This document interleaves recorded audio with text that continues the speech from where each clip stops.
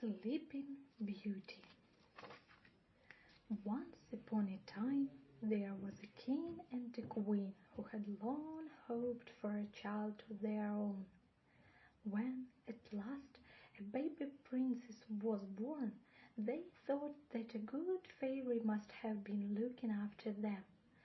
"I shall invite all the fairies in the kingdom to come to our baby's christening," cried the king joyfully.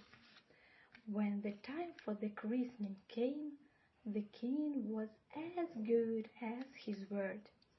Among the guests were the 12 good fairies who lived in that land. After the grand feast, each of them gave a magic gift to the baby girl.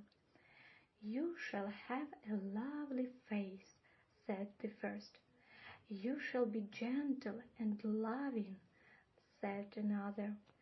One by one they promised the little princess all the good things in the world. When 11 of the fairies had given their gifts, a furious voice was heard at the doorway.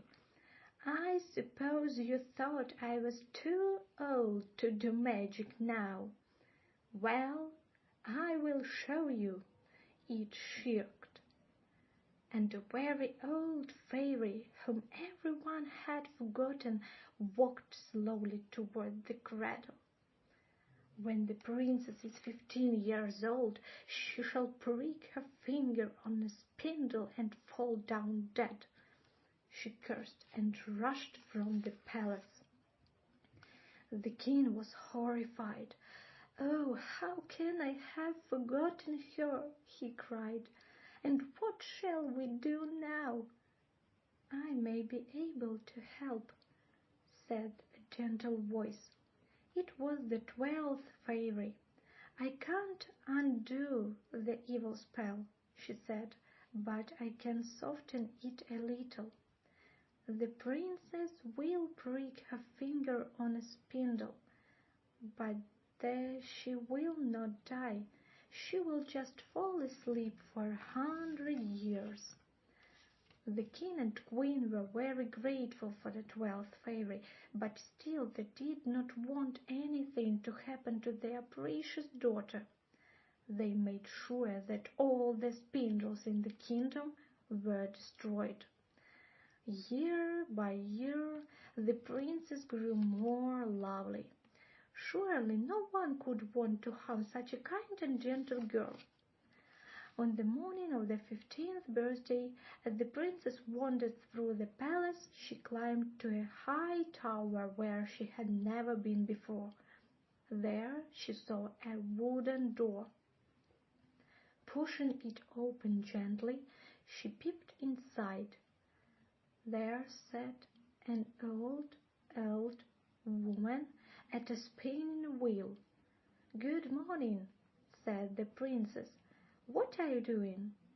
"I am spinning, my child," said the old woman. "Look," and she handed the princess the sharp spindle. At that moment the princess pricked her delicate finger. At once the princess fell into a deep, deep sleep. The wicked fairy's word had come true. At the same moment everyone in the palace fell asleep as well.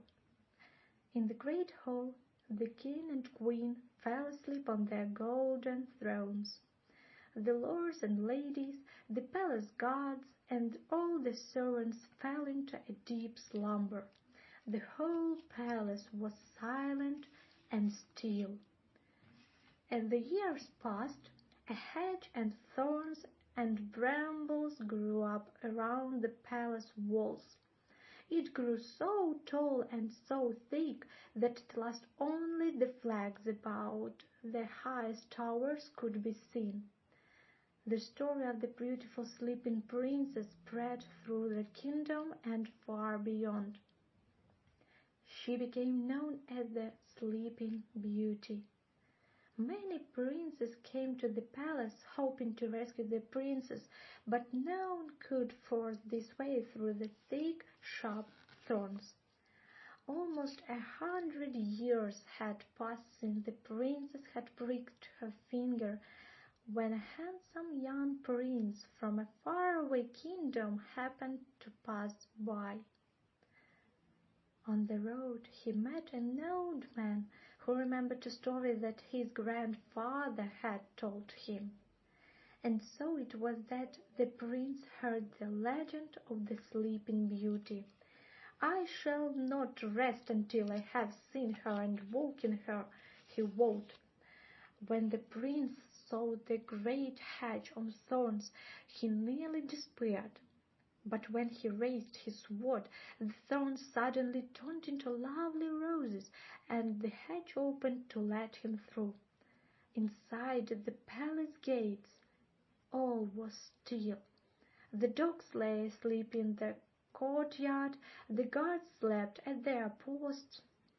Even the pigeons sat asleep on the rooftops. Not a sound could be heard. The prince searched the entire castle.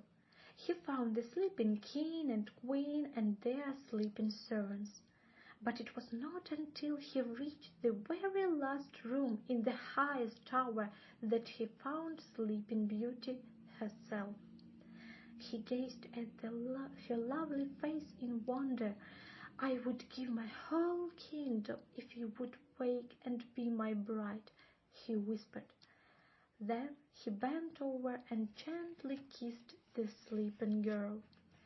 At the touch of the prince's lips, Sleeping Beauty awoke. As she smiled at him, she felt as if she had loved him all her life. Throughout the palace there were sounds of laughter. Everyone woke and rubbed their eyes. They could hardly believe that the evil spell had been lifted at last.